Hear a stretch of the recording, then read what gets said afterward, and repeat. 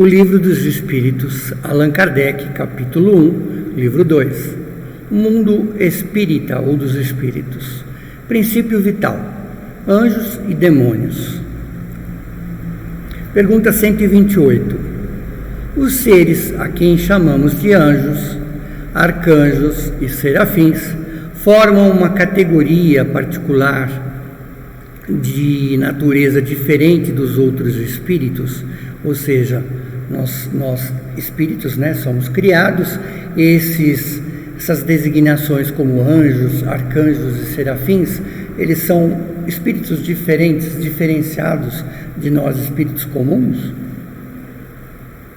A resposta é não. São os espíritos puros, ou seja, espíritos que estão lá na primeira ordem, como aprendemos.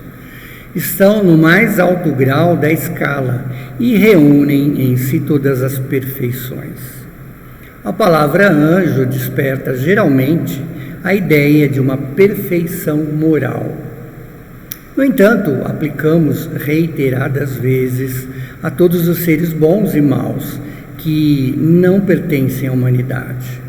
Então, dizemos o anjo bom, o anjo mau, o anjo da luz, o anjo das trevas, Nesse caso, ele é sinônimo de espírito ou gênio, Tomando-lo aqui em sua acepção positiva.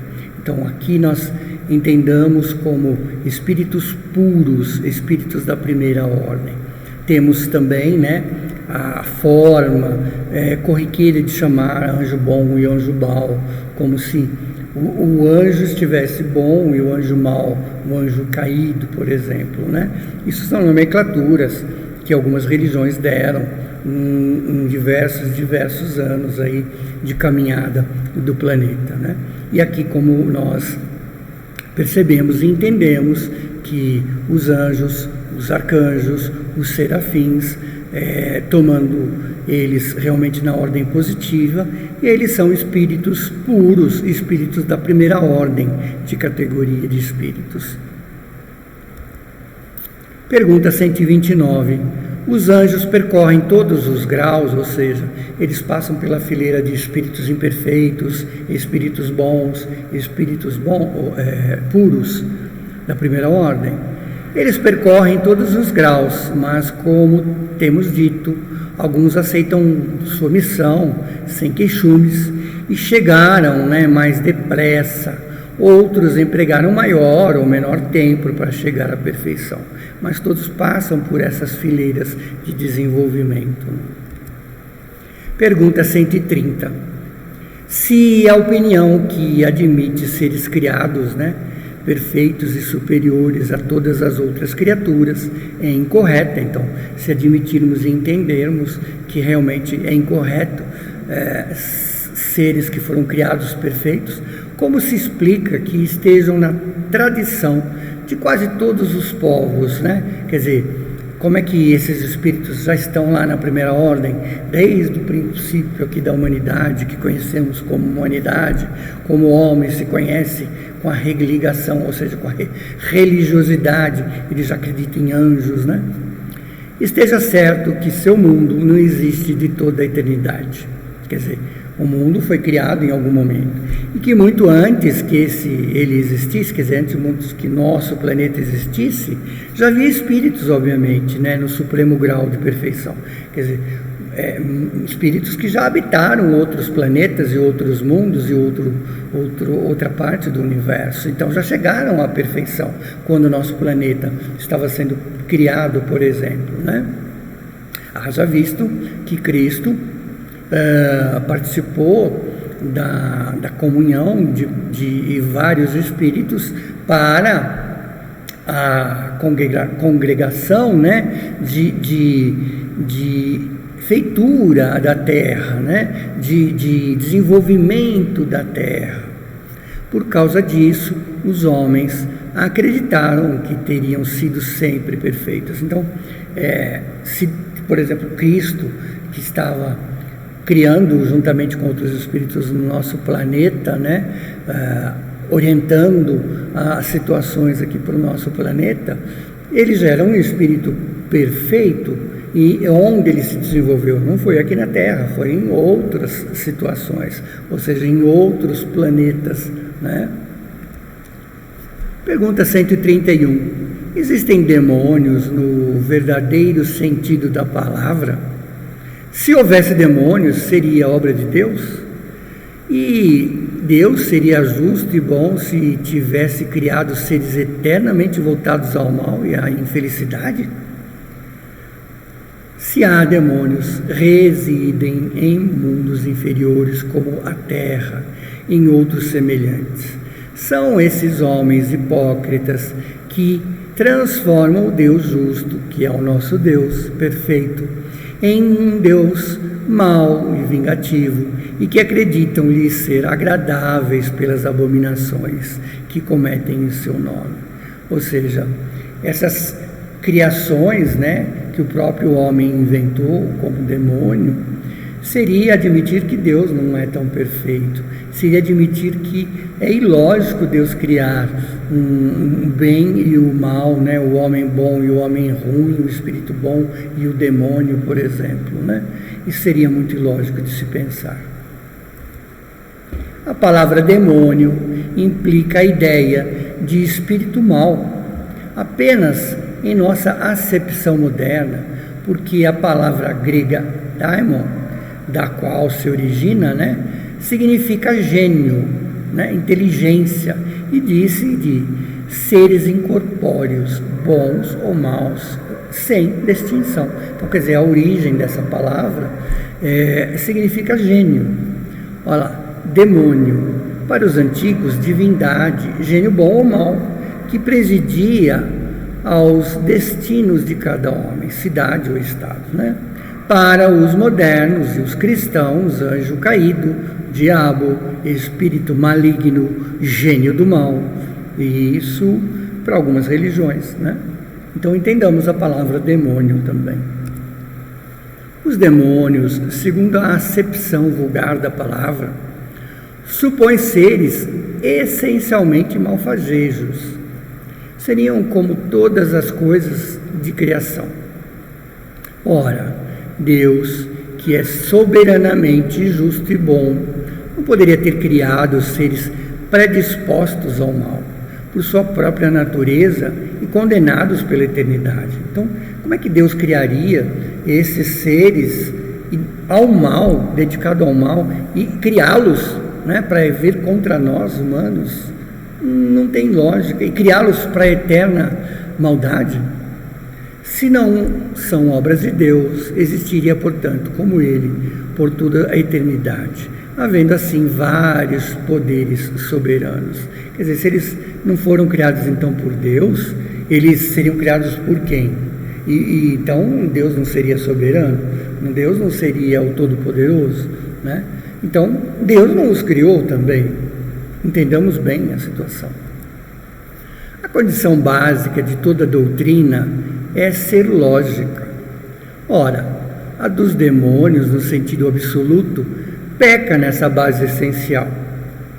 Na crença de povos atrasados que, não conhecendo os atributos de Deus, quer dizer, não percebendo o que realmente é Deus, admitem essas divindades malfazejas, ou os demônios. Isso é concebível, né? Mas para aquele que faça da bondade de Deus um atributo, quer dizer, sabem como Deus é perfeito, é infinito, é bom, por sua excelência, é ilógico e contraditório supor que Ele tenha podido criar seres voltados ao mal e destinados a praticá-lo perpetuamente, porque isso seria negar a sua bondade, negar a sua sabedoria, negar, né, tudo que Deus é. Os partidários, né, dos demônios se apoiam em algumas palavras lá do Cristo, e não seremos nós que contestaremos a autoridade de seus ensinamentos. Quer dizer, lá em algumas escrituras estão, né, que o Cristo retirou o demônio, né, a palavra demônio foi usada lá em algum momento, que desejaríamos ver no coração mais que os lábios, dos homens, mas estariam bem certos do sentido que ele atribuía à palavra demônio. Quer dizer, era apenas o mal que estava ali, né? Não era um espírito que não tinha evolução, que estava perturbando, era um espírito obsessor. Ignora-se que a forma alegórica é apenas uma das características distintas de sua linguagem, e tudo o que contém no Evangelho não se deve ser tomado ao pé da letra. Não podemos querer outra prova além desta passagem. Logo após os dias de aflição, o sol se obscurecerá, e a lua não dará mais a sua luz. As estrelas tombarão do céu, e os poderes celestes serão abalados. Eu vos digo em verdade que esta geração não passará sem que todas essas coisas se cumpram. Não vimos a forma do texto bíblico, contradita pela ciência no que se toca à criação e o movimento da Terra? Quer dizer, percebemos o quanto está escrito lá, né, nas escrituras evangélicas, vamos dizer assim, e das escrituras anteriores a cristianismo, né, que estão contidos na Bíblia e em outras religiões, que vem através da ciência contemporânea a formação da terra, a formação dos seres, a formação dos vegetais, dos animais, do ser humano, né? O Cristo não poderia ter dito conscientemente uma falsidade, quer dizer, o próprio Cristo não falaria algo errado. É uma questão, muitas vezes, de, se portanto nessas palavras há coisas que parecem chocar a razão, é porque não as compreendemos, ou as interpretamos mal, interpretamos talvez a tradução erroneamente, talvez o sentido da história geral diferente, né? E não entendemos realmente como ela é. Não temos ainda a capacidade de entender o que é real e o que foi figurado ali. Da mesma maneira que tem acreditado em seres perfeitos por toda a eternidade, como vimos em slides anteriores, por toda a eternidade tomaram os espíritos inferiores por seres perpetuamente maus. Então, quer dizer, lá no caminho, né, da humanidade já existiam aqueles espíritos inferiores e espíritos superiores. É porque entendemos, né, que esses espíritos já são criados, foram criados e evoluíram ou não evoluíram em seus sistemas planetários ou nos lugares onde habitavam antes da Terra.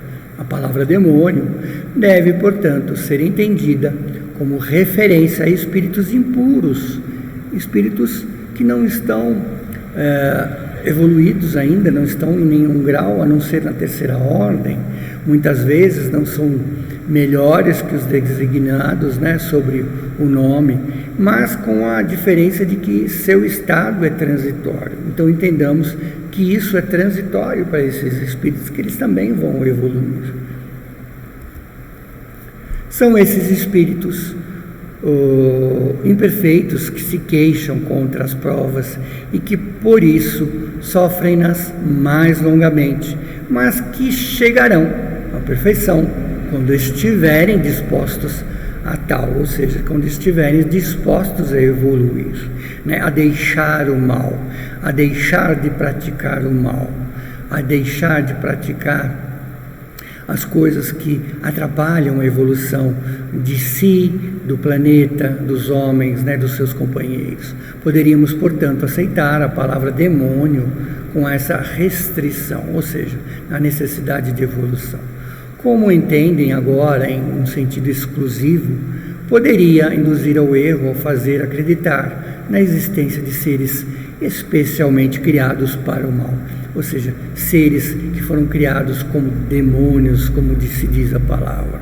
São espíritos aí, como nós vimos, da terceira ordem, espíritos imperfeitos, e entram como impuros, levianos, pseudo-sábios, neutros, batedores ou perturbadores. São espíritos ainda que estão a porvir a sua evolução. A propósito de Satanás, é evidente a personificação do mal sobre uma forma alegórica. Então, sobre o nome de Satanás, como simbolicamente se diz, né? É uma alegoria que os homens deram, porque não se poderia admitir um ser mau lutando igualmente para com uma divindade, e cuja única preocupação seria a de contrariar os seus desígnios. Como é necessário o homem, figuras e imagens para impressionar a sua imaginação. Quer dizer, até os antigos pintores, os retratistas, os escultores da antiguidade, né, já faziam o bem e o mal, simbologias de bem e mal em estátuas, em pintura, né? Pintou os seres incorpóreos sobre uma forma material, como os atributos que se lembram as suas qualidades e os seus defeitos, né? Então, uma simbologia como se fosse parecida com a do homem, mas distorcida.